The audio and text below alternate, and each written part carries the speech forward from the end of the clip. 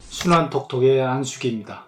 오늘은 채식에 대해서 한번 알아보겠습니다. 요즘 채식이 좋냐 나쁘냐 의견도 분분하고 일상생활에서 채식을 극단적으로 또 너무 지나치게 채식만 하는 걸 우려하는 경우도 많이 있습니다만, 일단 채식의 가장 큰 장점, 육식에 비해서 소화시키기가 좋습니다.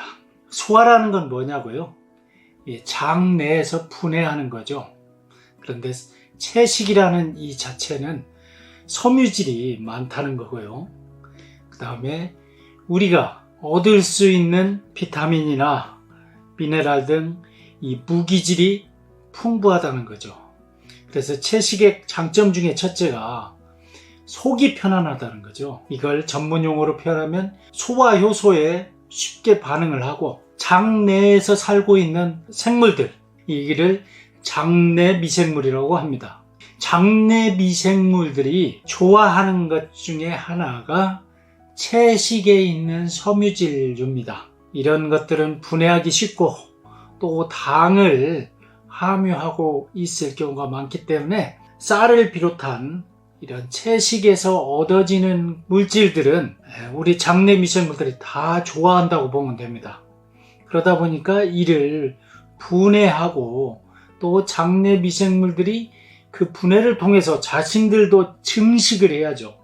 자신들도 살아가고 개체수를 늘리는데 이렇게 유리하다는 겁니다. 그래서 채식을 위주로 하게 되면 첫째, 소화가 잘 된다 이런 말들을 하죠. 장이 편하고 거부감이 없는 거죠. 반면에 육식은 분해하는데 장내 미생물들이 몇 배의 노력이 필요하고요. 또 육식을 분해하는 장내 미생물들은 조금은 더 특수해야 합니다.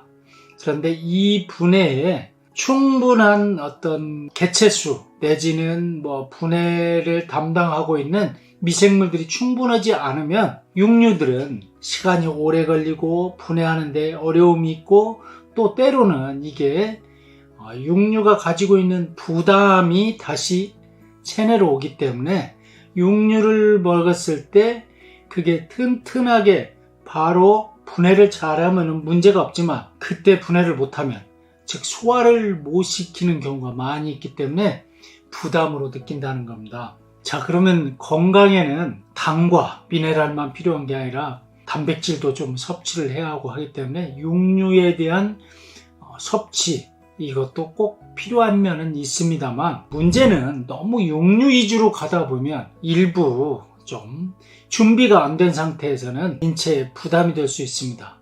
자, 채식주의가 좋냐, 육식이 좋냐, 이걸 떠나서 골고루 먹는 것이 가장 좋기는 한데, 단 사람마다 조금씩의 그런 개체적인 특징이 있다는 겁니다. 나는 채소 먹을 때는 편했는데 고기를 먹으면, 예를 들면 삼겹을 먹으면 바로 설사를 해요. 나는 어떤 특정 그런 고기들은 비위가 상해요. 이런 것들은 본인의 그런 특징을 평소의 식생활 습관에서 인지하고 있고, 조금 더 몸공부를 통해서 내공화한다면 이 정도에서는 내가 지금 채식이 꼭 필요하다, 이런 것들을 본인 기준의 어떤 삶의 지혜로 간직하는 게 좋겠습니다. 거듭 말씀드리는데, 채식이 장점은 많이 갖고 있습니다만 오직 채식 이 부분에 대해서는 아직 좀 의견이 분분합니다. 일부에서는 채식으로도 모든 걸 다 커버하고 있다는 비건주의들도 많이 있습니다.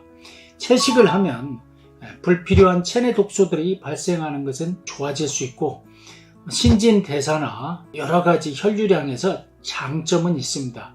그러나 육식이 주는 열량과 또 체내 단백질 공급원으로서의 필수 요건, 이런 부분에서 채식이 커버할 수 있다면 좋은데, 그걸 커버 못한다면 또 다른 육식의 그런 섭취도 꼭 권해 드릴 부분입니다.